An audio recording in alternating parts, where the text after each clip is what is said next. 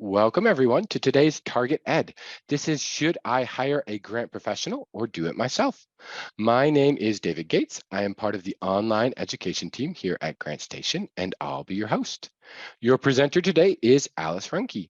Alice is the president of Grant Station, and before she joined Grant Station, she was a long-time grants professional herself, winning over $45 million in awards. And today she's going to share all of those insights with you. So please welcome Alice Ruhnke. All right. Well, thank you, David, and welcome everyone. I'm excited to have you here. I think this is just kind of a fun topic for me personally, just because I had a grant writing business where I did, both things that we're going to be talking about here today, which is both, doing it yourself, kind of internally within your organization and developing that own capacity internally. Um, or hiring somebody from the outside, and what the pros and cons of those ideas are, and what you questions that you might want to ask yourself to kind of help you decide with, is it a better idea to stay internal or go outside looking for that assistance. So then from those decision kind of questions that we'll ask, then what are just some tips as to how to manage that once you decide to go again, either external or stay with, in-house within your organization, and where some of those resources are. And then that'll take us the 30 minutes, and then we'll have that time for question and answers. So I'm really looking forward to talking with you all today about this. So we're going to start the webinar in a pretty interesting place in the world according to Alice, which is kind of a scary place for some people, depending on what you think of me. But the two questions that this, according to me, that I really do believe: can I learn how to write grants? Is that something that is within my organization, and is there the ability to build that capacity? And yes, absolutely, I believe that. I think that grant writing is a skill that can be learned. I think that we get better over time, that we don't always start out perfect, but a lot of times the process of applying for a few and starting the process teaches us some good tips as to what to do and what not to do. So I really do believe that anybody can learn to write grants. Again, according to Alice, is it a good idea to do that and do it internally? It really depends. I mean, that's a maybe to me, that sometimes you're going to have everything you need and you can build that internal capacity. And sometimes I think it's maybe a better idea to go external. So that's what we're really going to talk about. What are those kind of deciding factors as to staying, again, inside or outside of your organization?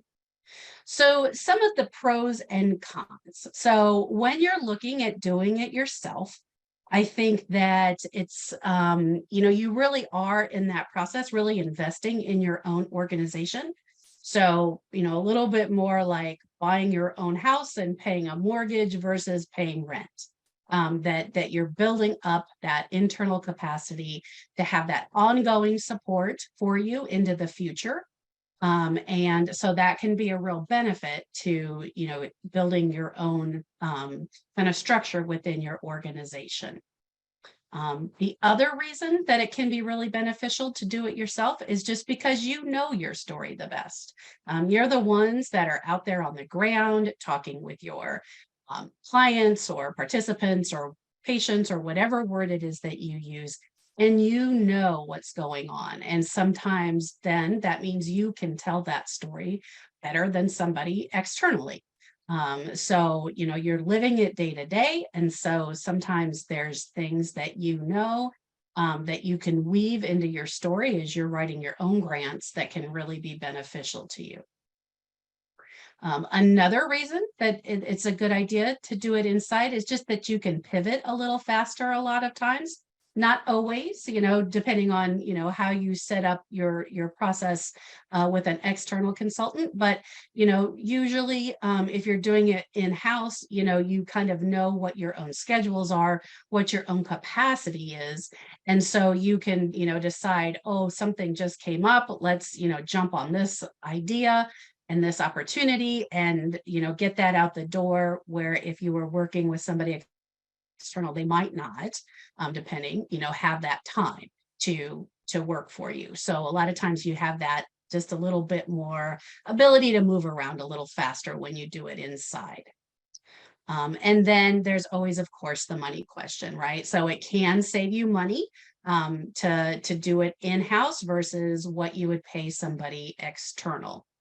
Especially if you kind of take a team approach, which is something that I'll talk about more when we talk about the tips and kind of how we might get other people on our team again, develop that internal capacity without uh, it being a big cost to hire a bunch of different people. And then, like I said, there's a lot of different resources that can help you in building your team. GrantStation is one of those organizations that has those resources, and I'll point some of those out to you as well. So, again, if you're doing it internal, there's a lot of great places to go, again, like GrantStation, to help build that internally. All right. So those are some of the reasons why I think it's a good idea to kind of keep it in-house. Some of the reasons why you might look at what, internally, and you might decide, no, we don't, have the skills to do it ourselves. And so, there's different skill sets that people have. And I like this kind of four categories of visionary and detailed oriented and action people and people. And so there's different types of skill sets that you need, but, within, a grant writing process, you do need that person that's kind of that visionary, that's out there, sharing information about the entire project or the entire organization and how it's going to benefit the community and the people served. And there's just people who have that great skill set of really painting that picture and telling that story of what, the organization is trying to do. And visionaries are great. They're great people to have around. However, if you only have visionary people around you, then a lot of times all the work that has to be done, the detail-oriented work, about how do I find funding sources, how do I apply for do an application, how do I keep all these ducks in a row? You need somebody who also has that detail, right? And sometimes if, again, you put a room of visionaries together and you're going to feel really great, but you're probably not going to get a grant written, so you have to kind of have those people that can kind of sit down and do the work. Which are really connected to what are called action people, who are the people that just like to hop in, get the work done, sit down and write or develop a program, those kinds of things. And then the last kind of skill set I would say is just people, meaning, people that are kind of constantly always taking the pulse in a room and getting everybody's input and really pulling together diverse thoughts so that everybody feels heard in the work that you're doing and that sort of thing. So I don't think that these 4 skill sets are like set in stone. I find that, as a consultant, I might walk into a place and like realize that again, let's just say is that we've got very visionary people and very action oriented, and that I might have had to have picked up the slack in, okay, but we need to make a list and we need to, these are all the things that need to get done, and pick up that role as detail oriented. Or on the flip side, that sometimes when you have really detail oriented people, you're not telling that visionary story. So sometimes, you kind of would, ramp up to be that person that could tell the vision of what the organization was doing. So I don't think they're mutually exclusive, but I think that they are different skill sets that you kind of want to have around you as you're, doing it yourself. And if you don't have, those people, then it can be more challenging. Um, Another reason that it can be, a negative to do it yourself is just because sometimes there's just different skill sets in the staff where time is better spent elsewhere. I know people who they are great people to get out, and they can go out and talk in front of a community, go to a business, talk to them, get dollars, all that kind of thing. And that's where their strengths are.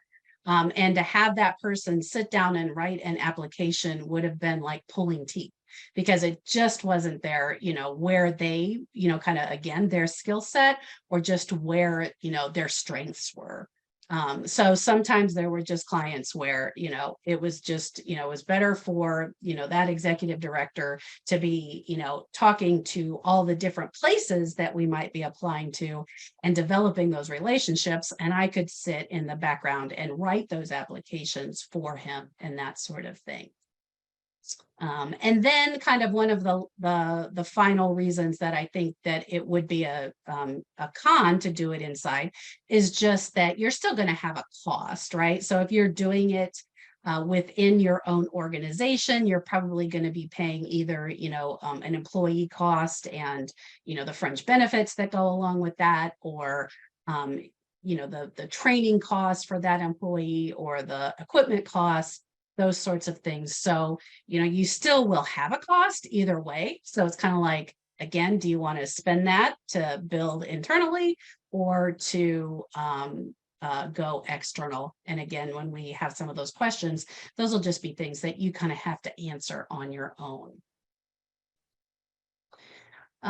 When we're looking at working with an external, grant professional, one of the great reasons that people do that is just because it does save you the time and energy. I mean, that person is working, finding those funding sources, writing those applications. Sometimes a grant consultant might also help you with the back-end reporting and things like that, depending on how you hire them and what their skill sets are. So it can just take, that work kind of off of you going external.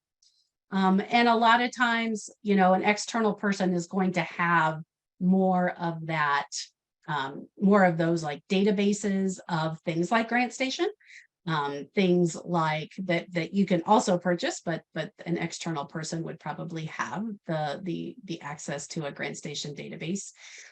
They would have different research into the specific areas that you're working on. So if it's evidence-based practices that you need to work into your proposals, or different, research-oriented type things, usually, they're in that world all the time. So they have places they can go.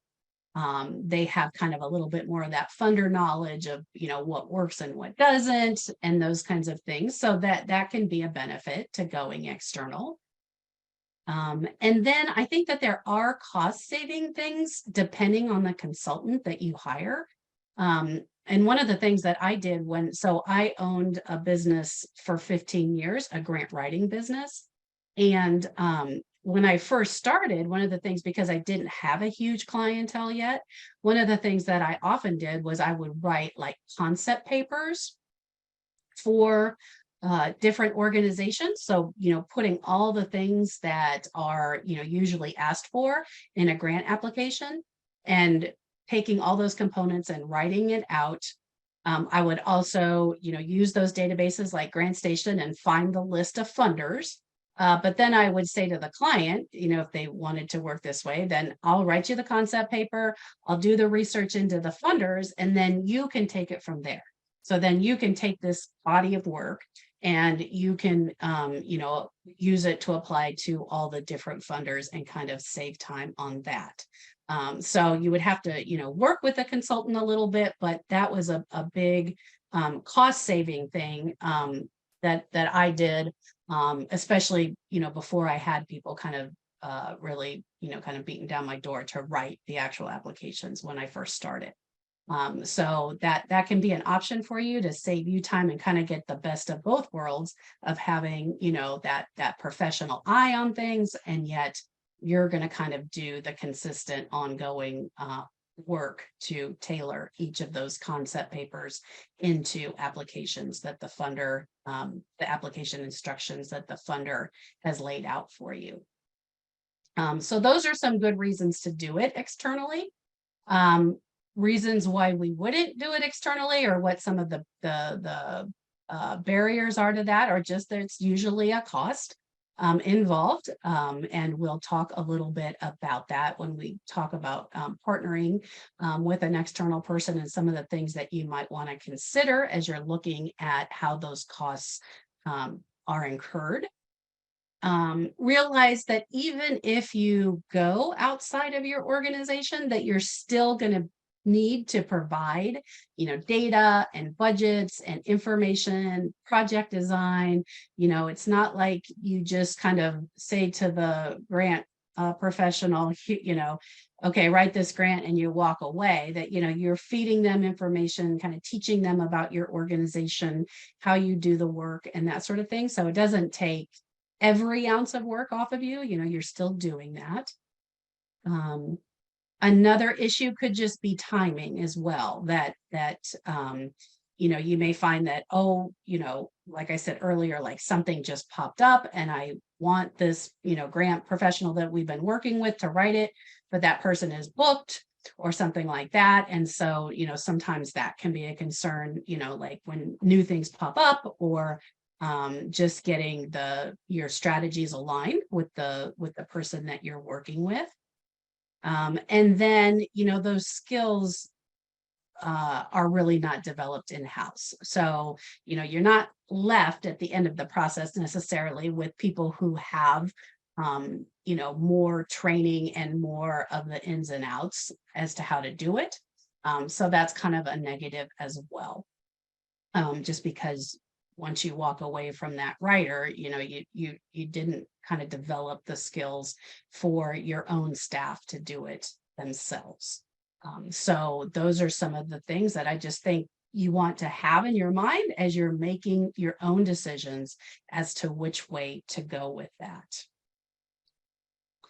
So I have two questions that if I had a penny for every time I was asked these two questions, I would have a lot of pennies. And these were just very, very common questions that, again, people always asked. And so I'll kind of share that with you because they were generally the first two things that a potential client would ask me. And one of those questions was, can I write the cost of the grant writer into my proposals? And generally speaking, the answer to that is no.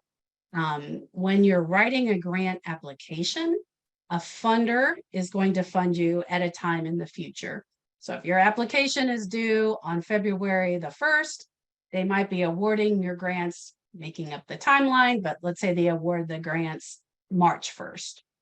And they're going to pay for anything that's in your proposal that you incur from March 1st until the end of the grant period. So if it's a year, until the next February 28th or 29th. But they're not going to pay debts, that you incurred before you wrote the proposal or before you were awarded the grant. So I think this is just I don't know why, I don't know, maybe in the past, this was something that people did a lot and it worked. However, just, realizing going forward that you can't write that cost into your proposal. Sometimes, depending on the funder, you can write the cost of future applications into your proposals. And so you could say, I need, as part of this application process, I'm going to need, $10,000 to write proposals going forward. And you could write that in for, again, using those same dates as, anything written after that March 1 date. And that's just really funder dependent if they allow that. Some just really don't. It's just something that they won't fund, those actual grant writers or, funder, fundraisers where, the person that's kind of going out and making those asks, a lot of times, those two things, funders don't fund as much, but it's possible. So it's something that you could look, as to if a funder will allow you to write that in your proposals going forward. But they almost never ever pay for what happened, to get you to that moment. So that's usually kind of a negative there, or not a negative, but a no, that you can't write that cost in there. The second question that I get a lot is, can I pay on a contingency basis? So can I just pay if we are awarded the grant? And so with that question, I'm going to answer kind of a yes and a no. However, realizing that paying on a contingency basis is against the Association of Fundraising Professionals Code of Ethics. And so any consultant who's working within a AFP and a member of the Association of Fundraising Professionals would not take contingency pay or percentage of the grant kind of payment schedules. And so you can also kind of read up on this and look at other ethics that consultants have to maintain to be members of the Association of Fundraising Professionals. And so I'm not saying that if you do pay somebody on contingency that they're unethical. So I'm not saying that. I'm just saying it is against the code of ethics, and it can just bring up kind of a whole slew of issues. And so it could be, for example, what happens if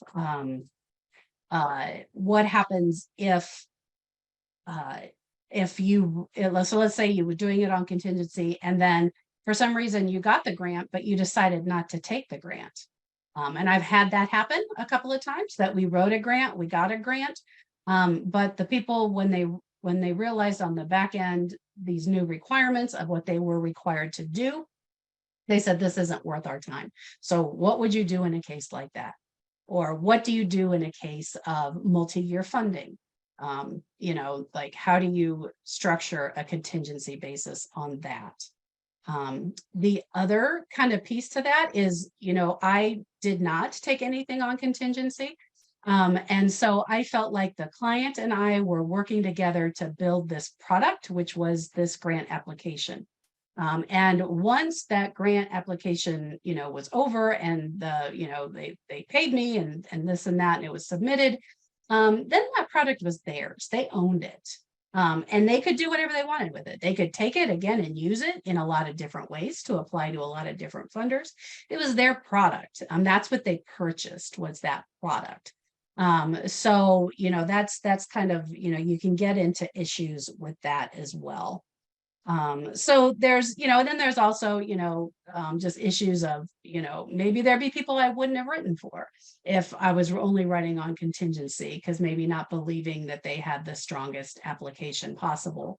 But yet they still really wanted to apply. So I don't know, there's a lot of issues against it. So, and I don't know, kind of, again, this is maybe something that happened years ago, but it really was one of the questions, almost everyone asked me when they would call to talk about services. So it's not kind of like an attorney, if you will, who, only gets payment if they win the lawsuit or whatever. So it's just something to think about there, but that is usually, not something that people do. Again, I'm not calling anybody unethical if they do that. It's just against, they couldn't be a member of the American Fundraising Professionals. So with those two questions being answered, and kind of understanding that, you can't write the cost into the grant, and that working on contingency has issues, I would really sit down and look at your own budget and your own kind of human resource capacity.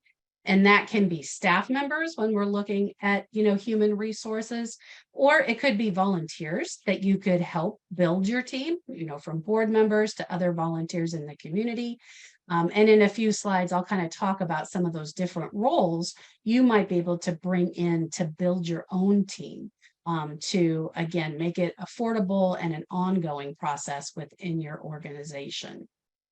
Um, it's also important, I think, to understand what your own, grant strategy is, or your, revenue generation in general is for your organization. I had one client who I wrote one application for them every 3 years. That was all they wanted. They didn't get any other grant funding. And so, I just came in and did that. And for them, that was a, kind of a cheaper investment than to try to teach the staff, because it was just a once every 3 years sort of thing. But, if you're looking at, I want a constantly full pipeline of applications, I'm going to be doing this, throughout the year and that sort of thing, then you might want, again, to look more at that internal structure that you would be building, just because it's an ongoing, every month activity for your organization. I think I would look at kind of what skill sets that you may have already within the staff or the volunteers that you have, or your board. And then also what is, your access to training, and then your access to grant professionals. I think with more things going online, that's less of an issue, because you don't have to, have training in your community. You can do a lot of it online. You can hire people and work with them remotely really well in the grant writing world. So both of those two things, I have information as to how you can access those two different things just a little bit later. But those are things that you would, either need to have access to, or develop, to keep those things, again, either in-house or external. So things to think about there to make your own decisions. If you are like leaning more towards that in-house area, I think that what you want to do to take the pressure off of, one person, hiring one person and that's all their job is to write that application, that you can have other people assisting. And you don't need every, role on this list. This is just kind of a comprehensive list, but you might find that, people who really, you might have a board member who really likes doing research and finding out best practice ideas and doing some data collection, like the data analyst would. And people who really enjoy that could take some of that work off the shoulders of whomever is kind of the main writer, if you will. You want somebody who that is their job, is to put it all into one voice and be that writer. And, even though they may be getting information from several different places, they're going to be the ones to sit down and put the whole narrative, like I said, in one voice. You can have people who you bring in to help you edit, which is important to make sure that you have it as polished as possible when it goes and gets submitted. You might be working with an accountant who's providing you with the budget information, and feeding that to the writer or another person on the staff who is working to put that application together. You might have somebody who's working to make it look pretty, maybe with using different graphics or different charts, or pie charts and graphs and visuals like that help the reviewer kind of see your project. You can have people who work in an evaluation component, and most applications have an evaluation component. So you could bring people in to help you, put that evaluation component together. And then you could also just have somebody who's just organizing the whole process. This has to happen by this time. These letters of support need to be in by this date, and kind of keeping track. That might also be the writer's job. Like I said, you don't have to have all of these different ones, and you can combine them. But these are just ways to think of going out and getting, again, maybe part of it is volunteer and part of it is paid. And then that can, again, save you money and yet help you develop in-house. Another thing that I would be remiss to tell you about, but just with training for staff, GrantStation does a lot of online education all around developing proposals, from the budgets to writing to planning to logic models, all kind of the ins and outs and ABCs from beginning to end. So there are a lot of opportunities there to continue to learn and develop skills at a really affordable price. And then with a GrantStation membership, we have 3 major categories on our site, where the find section is where you find the funding sources. So getting a membership, you can find those federal, state, and charitable funders that you would then submit applications to. And then we have great tutorials and interactive components of our website about building your strategy and then writing your applications. So those with a membership, you have free access to all of those find, build, and write tutorials and interactive tools that we have to help. So lots of good resources there if you're going in-house. And then when deciding instead to do it externally, I think that, the process of really looking at what potential consultants you kind of have to pull from. And I have a slide next as to some places that you can go to find some of those potential consultants. I would get references from people who have worked, with them in the past, ask them for references to check. Sometimes they might not be able to necessarily provide like a writing sample, only because, for example, when I was telling you before that my clients, when I wrote a grant for them, that was their product, that was their information, and I was not allowed, and contractually we put that in the contract, I was not allowed to share that application with anybody without their approval. So, sometimes people would ask and I would get that approval, and, but they didn't have to allow me to send that out to other people. So sometimes it can be maybe not as easy to get a sample, but I think by looking and connecting with their references and what they've done in the past can really help you. And then there are different, credentials that you can get behind your name of, from the Grant Professional Association, and kind of, earning a certificate that way, or the CFRE is another credential that grant professionals get. So again, you would have to decide if that's, important to you, or if, what I kind of found, just to be honest, was people didn't necessarily care about the credentials behind my name as much as they cared about how much money I had raised. But that was like after I had developed enough, then they really kind of could care less about what those credentials are. But I think that if people have that behind their name, you also kind of know that they have gone and taken the classes and done the work to develop their grant writing skills. So I'm not saying it's worthless. I'm just saying you can kind of decide, because it's not worthless, but that you can kind of decide how important those are to your organization in picking that consultant. And then you could interview them and that sort of thing about how it would work and what their costs are and all of that sort of thing. When setting up the contract, I think this is really the most important piece to developing that great external relationship that you'll want if you go in that direction.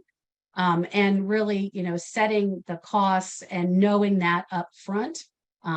I had very, very few problems over my 15 years of any sort of questions about that. But the only times I had two times where, for whatever reason, we didn't set that contract up right, and there was miscommunication between my end and their end because I didn't set up the contract, which was my fault. So I always liked to have a, kind of like a, I would kind of do it by the hour, if you will, where I would calculate how many hours I think that it's going to take to write this application.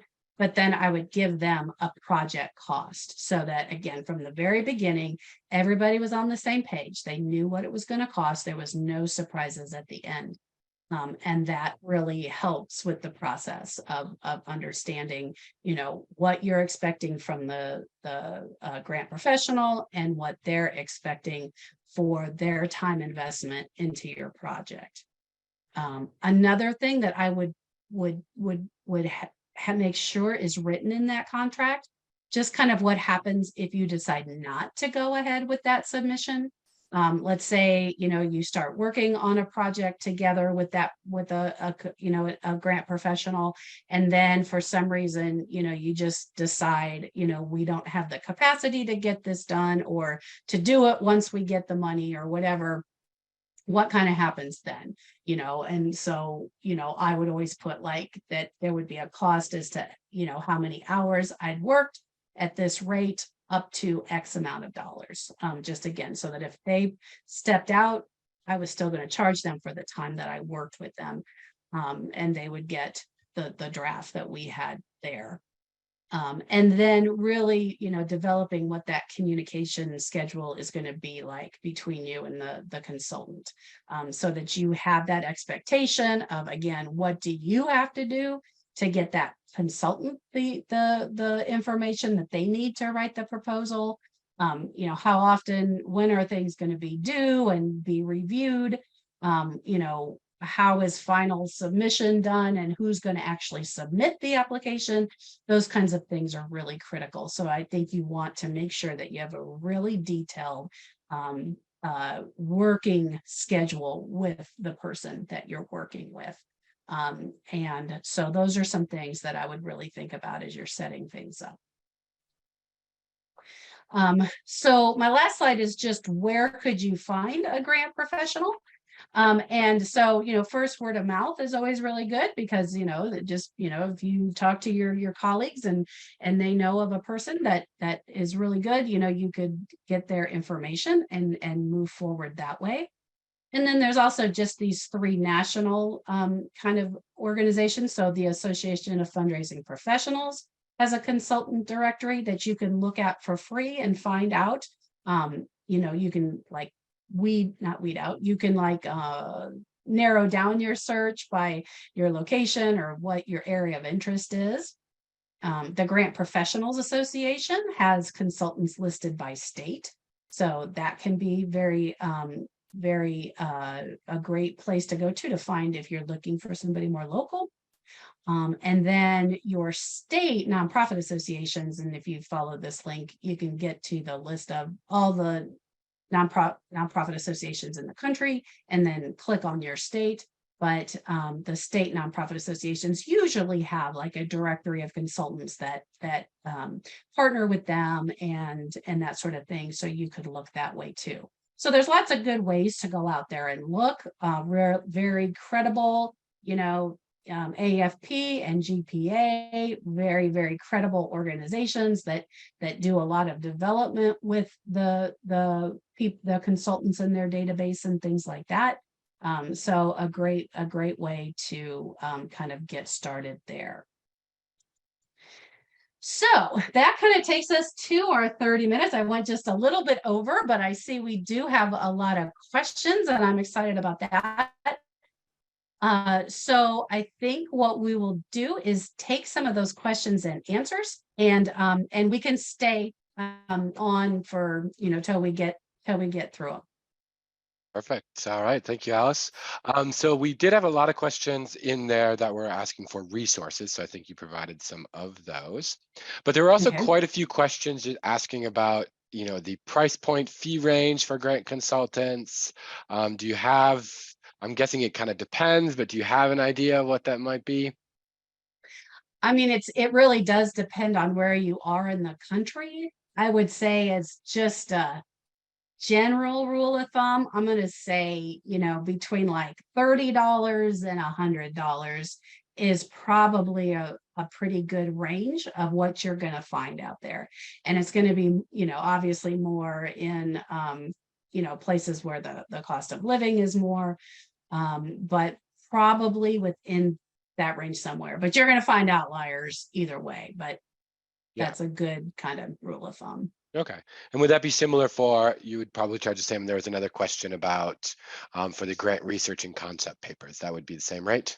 Yeah, so usually I did it too, that the same way, that I kind of took my hourly rate and then I would say, okay, and then I think it'll take me this long, take me 10 hours to do the funding research, or it'll take me this, 20 hours to write the concept paper, and then I would give them the set price again, just so that there was um, no questions Yeah. about how much it was going to cost.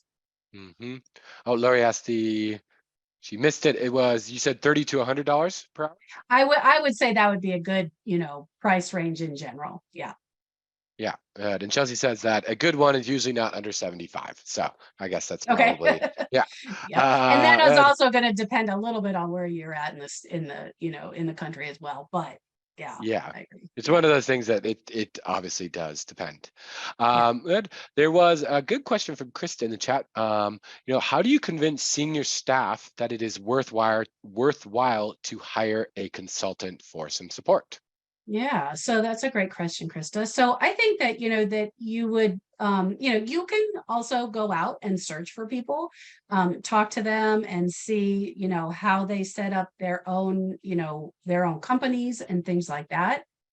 So you could, do some research, talk to maybe 2 or 3 different consultants, different grant professionals, and then I think that you would just take that amount, again, back to senior leadership and, talk to them about, like I said, like again, sometimes people would hire me, I would write them some applications, but then after we wrote a few, then they could just pick it up from there and not have the ongoing costs. So that could also be kind of a system that, that you're looking at once you've written a few.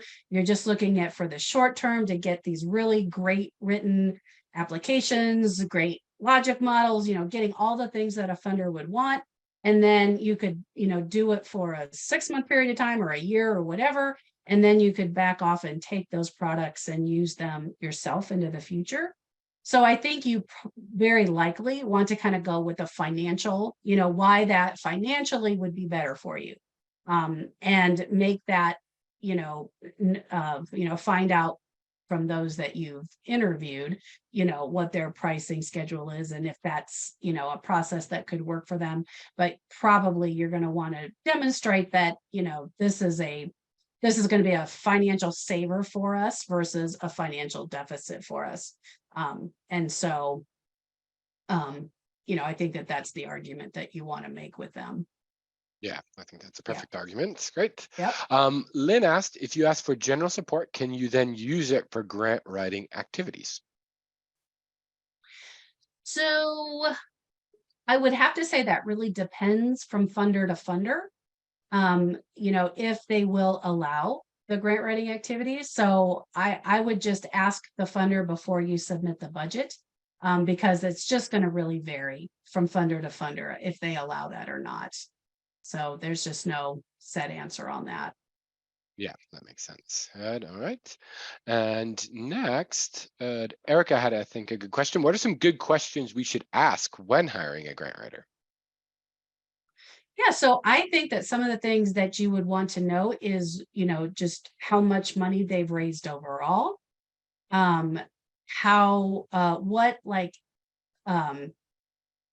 maybe areas of interest that they have written for. So like, you might find a great grant writer, but they work in the housing field and you're in, healthcare. And so it's not translating. And then you might have other people who have, broader areas of interest. So kind of like, do they kind of write, and have they written in your target area of interest?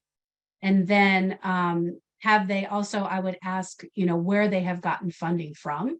So, I think that, kind of understanding if you're going out for a federal grant and this person's never written a federal grant or has not received much federal money, I would be a little leery of that, because you'd want, somebody with that federal grant experience. So I think overall money, their target area of interest, where they've, where they've gotten money from in the past, those three are all really good questions to connect. Yeah, I think those are great questions to get Yep. started. And then I think the next three questions, and there were a couple in the chat, just looking at different kind of payment plans for grant professionals, Yep. kind of combinations of doing a base pay with a bonus or a base pay with a percentage of the grant awarded on. Do you think any of those are ethical or useful? So, yeah. So what about a base pay to the consultant with the percentage of the grant award added on? And so those you would have to, again, you would have to investigate with the Association of Fundraising Professionals or Grant Percentage, Grant Professionals Association. But generally, anytime you're adding on that, based on success, Mhm. you're gonna probably be running into that gray area there. So if you want, you can email me and I can get you the information directly from AFP about how I on that other slide, it said just the general like part of how they word that, but I can pull off more information if you just email me, which is just alice@grantstation.com. And so that, how to handle that bonus situation. Yeah, Um, and if that's even, you know, um, kind of appropriate or not yeah, within makes their sense. framework. Yep. Okay, good. And yeah, and Chelsea had Terry had kind of the same Yep. questions, so we'll I go see with that. those. All right. And then Lorraine asked, our board has talked about sending out a request for bids to grant writers for our project. Is Mhm. that an accepted method of finding a contract grant professional? Yes, that very much is, Lorraine. So like I've had there are different groups that send out here's what we're looking for, and you submit, what you would do and how you would handle it, what your references are, your history, your costs, and then the organization can then pick from who responded to that request for bids. So that's completely fine. Yeah, seems like a good one. Um, and then Terry asked, do you have any sample contracts? And there were a couple of questions in the chat about that as well. Yes, I mean, I can certainly, if you email me, I could send you a sample contract that I used, that would have, I would again lay out what the responsibilities are that were my responsibilities as the writer, what the responsibilities of the organization were, what the costs were, all that kind of thing. So if you just email me, I'll be happy to send you a copy of what I used. Perfect. Yeah, so that's Alice at Yep. Grant Station. And I think there was Donna in the chat asked that as well. So you can email Okay. Yep. Alice Just those as email me well. and I'll send those to you guys. Okay. And then I think Ron's is a bit more specific. We were told that we could add 10% of the grant for our nonprofit overhead in the grant budget. Is this true? So so sometimes when you are applying for a grant, and it could be a state grant or a foundation grant, that you can add a 10% overhead cost. And so that's not universally true across all grant applications. But if a funder says that you can do it, then you can do it. Hmm. So it's not universal, but if they say it, then yes, you can add in that 10%. And then Yeah, that would go to overhead and possibly pay for your development people from those funds. makes sense. Good. Robert asks, how do you set a project rate when you may not know how much Hmm. time it will take in advance, including getting information from the client, or you're hired to write multiple grants that will vary in time? Yeah, that is kind of a harder one, Robert, of especially sometimes I was like, I don't know how long it was going to take, like um, I don't want to say it's going to take way less time and it's going to take me more time and then I'm not going to get paid for my time, that kind of thing. And so sometimes you got better at that as you kind of, went along as being a grant professional to kind of know, this is what they have already written. This is what the application is asking for. But you could also do as a consultant and or as an organization hiring a consultant, you could also put in a range, like not to exceed this amount, at the kind of the higher end, but kind of put in a range and say like up to 40 hours, which let's just say it was $100 an hour. So up to $4,000. And then if it took less, and it only took 20 hours, you would charge the 2,000. But if it took you up to the 40, then that would be, so you could do a range with a not to exceed this amount, like to kind of, especially to get your bearings at first, if you're like new into the, kind of consulting world. Mm-hmm. Yeah, I think that's a great advice. Awesome. Yep. Amy asks, do you recommend working with a grant writing professional who is local or in-state for funding with local or state government funding? That is a great question, Amy. I think, so here's what I think. I think that I worked mostly, mostly locally, mostly kind of Appalachia. But I did have a few clients external. So it was kind of about if I could work with that client and, get that picture of that community. So if I'm writing for Detroit, but I've never been to Detroit, how do I do that kind of thing? So I think that, that a lot of times a more local or in-state person is going to kind of understand your area a little bit more, but that's not an absolute. It's about the writer as well. And I thought it was kind of funny when I first started the Grant Advantage, I wrote for some organizations in Alaska. And I was like, I don't know if I can write for organizations in Alaska. I've never been to Alaska, And what I found after talking, with the people in Alaska that I was writing for, it actually was kind of similar to West Virginia, which is where I'm at, kind of tight knit, communities, very rural and that kind of thing. And I could write for Alaska. I mean, I thought that was interesting. So I think that's just on a case by case basis. And then also just understanding that a lot of times the local person is going to maybe understand your ethos and your kind of your culture a little bit more. I think that's good tips. And then both Paul and Suzanne had questions about how long does it take. Paul's was how long does it take for a pro to develop an application for a $1 million plus grant? And Suzanne said it's 40 hours an average amount of time to put a grant proposal together. Yeah. So I don't know with Paul, with kind of having right for a 1 million or, for $1 million grant. I think that again, it depends on like how much do you as the client already have written, like, do you have things that I'm pulling from, or am I starting from scratch? Just kind of how much development has to be done on the application. So it's really hard to say that.